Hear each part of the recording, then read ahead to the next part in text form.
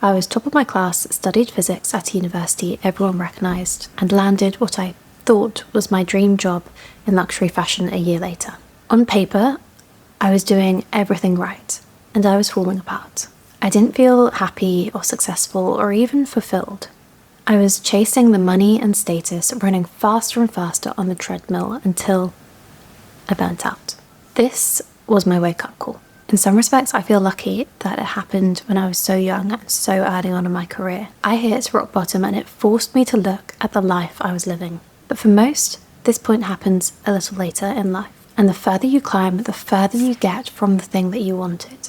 Every promotion, every title, every nod of approval pulls you one step further from your own voice. Because you're optimizing for how your life looks, not how it feels.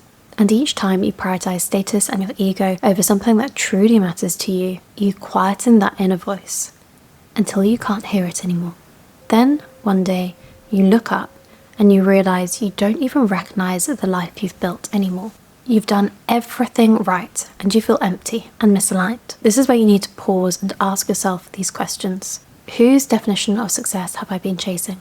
What did I actually want before I started listening to everyone else? What lights me up inside?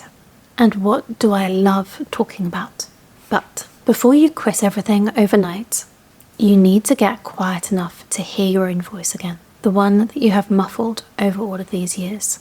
And it's at this point that you decide to stop performing a life and start choosing one.